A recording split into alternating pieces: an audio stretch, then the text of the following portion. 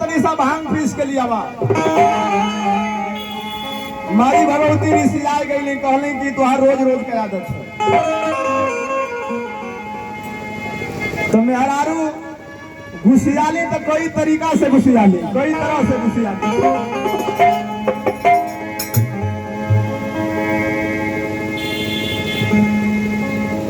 माई भगवती भगवान भोलेनाथ से कह रहा बानी कि हे देव हे स्वामी जब तुहार रोज रोज कहीं नखड़ा है हमसे बर्दाश्त से बाहर हो पैसा बड़ा क्या बात है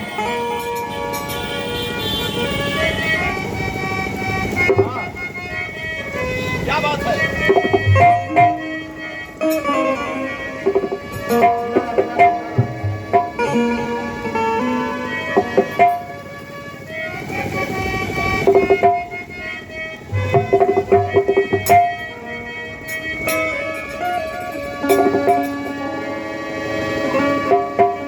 अरे हमसे भंगियाना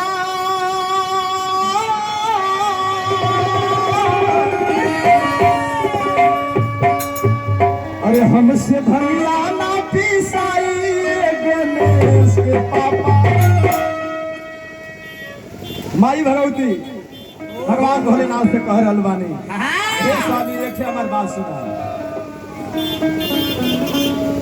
कि हमसे भंगियाना पिसाई गणेश के पापा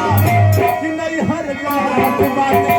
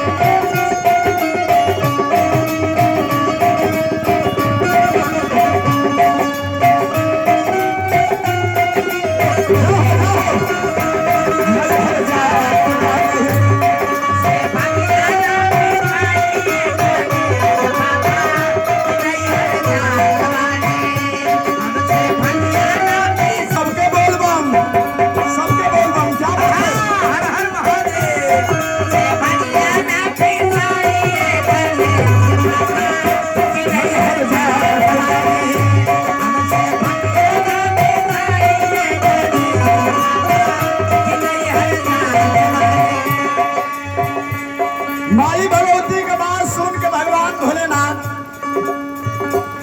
वही आसन पर बैठ के मंदे मंदे मुस्कुराते हुए कहला हे गौरा सुना तुहार तो हम सुन लेनी लेकिन अब हमार सुना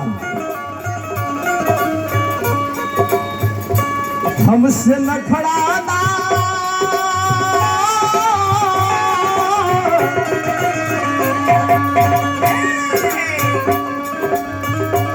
हमसे न खड़ाना सहाई गणेश के मम्मी भगवान भोलेनाथ कह रहल बाड़न